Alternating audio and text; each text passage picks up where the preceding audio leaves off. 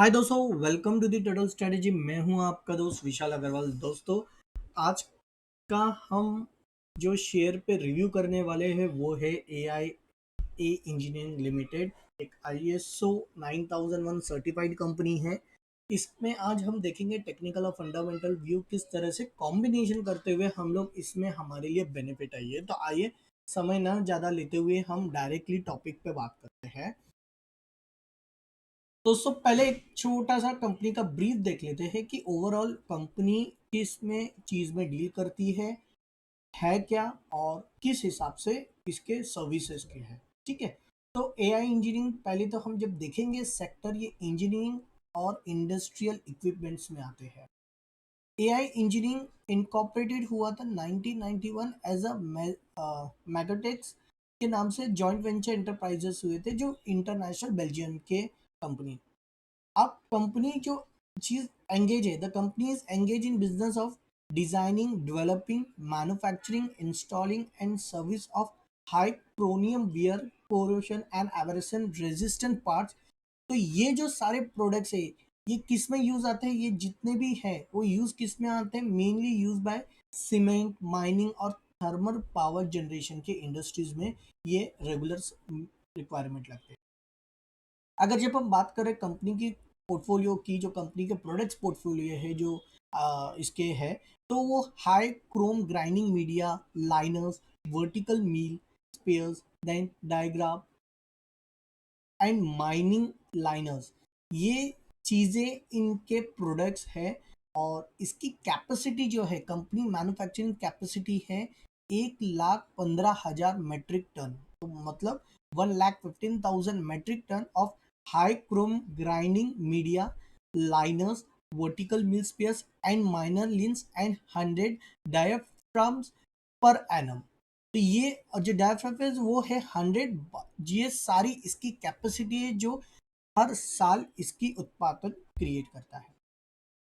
AIA एक subsidiary वेगा जो है, सब्सिडी इसकी जो है वो वेगा इंडस्ट्री है, जो लोकेटेड है middle east, US, UK and Canada. ठीक है।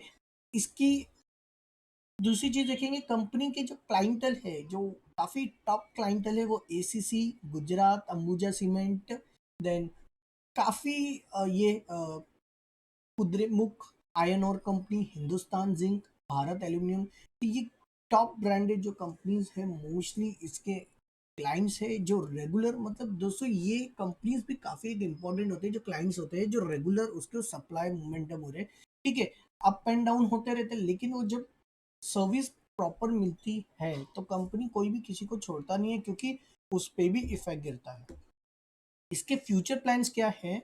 AI engineering plans to set up a chrome mill internal units with the capacity of additional 1 lakh PPA at suitable location, and the company is also mulling certain background integration opportunities, including setting up of a captive power plant and a ferrochromium plant for a suitable site। ये इसके future plans है। अगर हम जब इसके जैसे और एक देखते हैं प्रोडक्ट प्रोफाइल के अंदर, तो माइनिंग इसको डिस्ट्रीब्यूट किया है। जैसे माइनिंग के अंदर क्या क्या आता है? ग्राइंडिंग मीडिया में देता है, इंटेल आउटलेट हेडलाइनर्स देता है, शेल लाइनर्स देता है। तो ये इसके सारे प्रोडक्ट्स हो गए हैं जिसके अंदर डील करते हैं। सीमेंट के अंदर भी अलग आते हैं, grinding media, shell liners, diaphragms, grinding rolls, HRC casting, crusher parts. इन चीज़ों में मोस्टली ये इसके प्रोडक्ट्स करता है। इसके साथ ही साथ ये और भी इसके सर्विसेज है, स्टॉक मैनेजमेंट का भी, वो भी काफ़ी। तो स्टॉक मतलब स्टॉकिस्ट है एक तरह से ये, तो वो भी काफ़ी इम्पोर्टेंट होता है सर्विसेज में। जब हम बात करते हैं इसकी ओवरऑल स्ट्रक्चर, तो ओनरशिप के पे जब आप आते हैं वो काफ़ी स्टेबल है। इसकी वैल्यूएशन भी काफ़ी अट्रैक्टिव है, और इसकी एफिशिएंसी भी जो है काफ़ी एक्सेलेंट है। जो एसेट वैल्यू के हिसाब से, जो कंपनी के एसेट्स के हिसाब से काफ़ी एक इम्पॉर्टेंट होनी चाहिए, जो एक्सेलेंट है, जो हर पॉसिबल नहीं होता। अगर हम देखेंगे दोस्तों दूसरों का, कि एसेट मैनेजमेंट में हर कंपनी प्रॉपर मैनेज नहीं हो पाती है। इसके फाइनेंशियल भी स्टेबल है। अगर हम जो पीयर कंपैरिजन बात करते हैं, तो अब देखिए ये थर्ड नंबर पे आता है, जिसकी मार्केट कैपिटल 18 लाख 392 करोड़ है।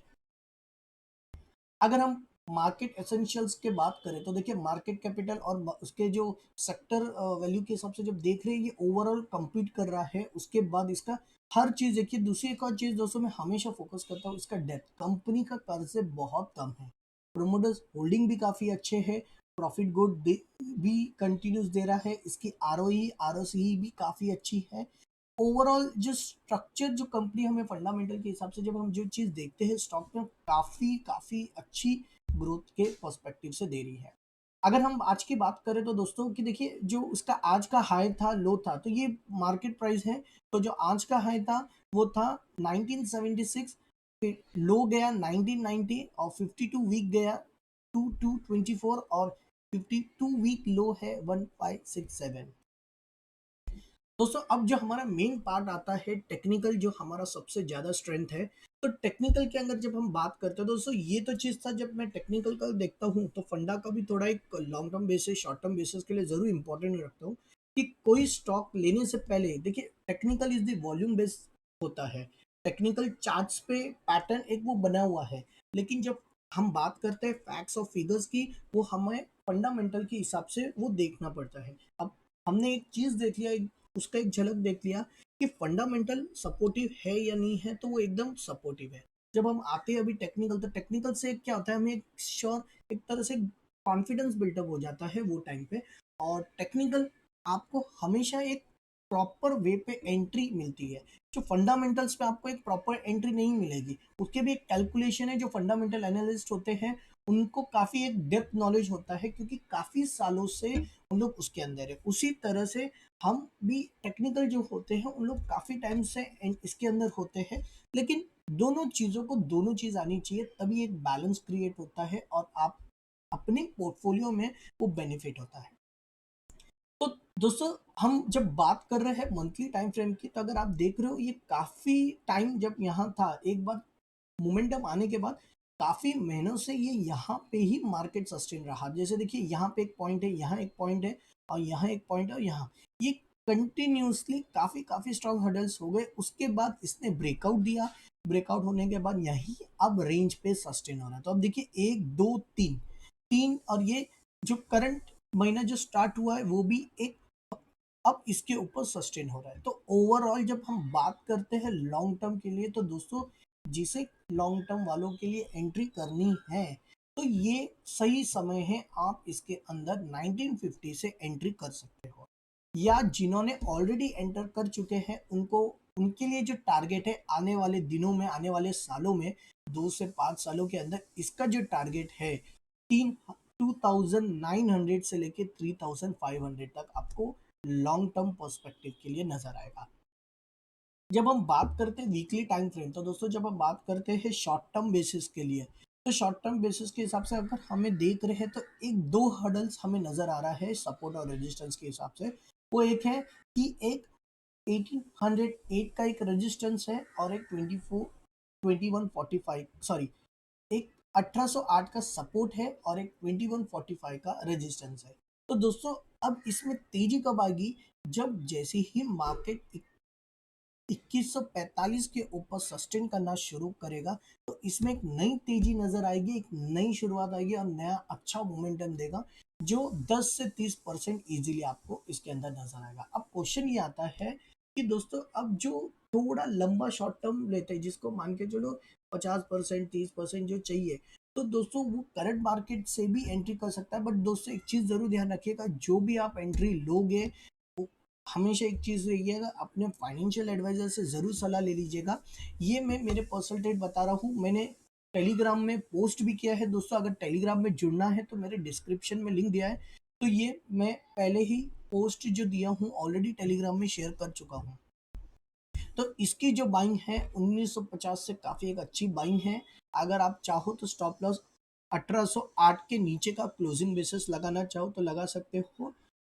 फिर उसके बाद हम आते हैं डे टाइम फ्रेम। तो दोस्तों डे टाइम फ्रेम की बात करें तो यहाँ पे एक रजिस्टर नजर आ रहा है। अब जैसे ही इसके ऊपर लगभग 2000 के ऊपर नजर जैसे स्टार्ट होगा, वैसे ही आपको 2145, 2100 से 2145 आपको क्विक नजर आएगा। तो ये था डे टाइम फ्रेम के बेसिस पे। तो दोस्तों डे टाइम फ्रेम के हिसाब से भी हमें कोई नेगेटिव तो नहीं दिखा रहा है, और यही पर्सपेक्टिव से बेसिस पे हमने इसके अंदर ले लिया है एंट्री 1950 के हिसाब से। तो दोस्तों ये थी ओवरऑल हमारी टेक्निकल और fundamental share review on AI engineering के ऊपर। आई होप दोस्त अगर आप लोगों को मेरा वीडियो पसंद आया हो तो लाइक कीजिए, सब्सक्राइब कीजिए, और डेली आपको अपडेट रहने के लिए और डेली आपको स्टॉक्स के बारे में बीच में मुझे मैसेज आए थे, सर मेरा वीडियोस कैसे मैं आपको जानूं कि आप कब पोस्ट करते हो। तो दोस्तों ये जो बेल नोटिफिकेशन आ रहा है दोस्तों, उसको ज़रूर क्लिक कीजिए ताकि आपको अपडेट आपके मेल के द्वारा आपको मिलता जाएगा। तो दोस्तों ये थी हमारी एनालिसिस। आप लाइक कीजिए, सब्सक्राइब कीजिए, and best of luck, happy trading day, focus focus टटला।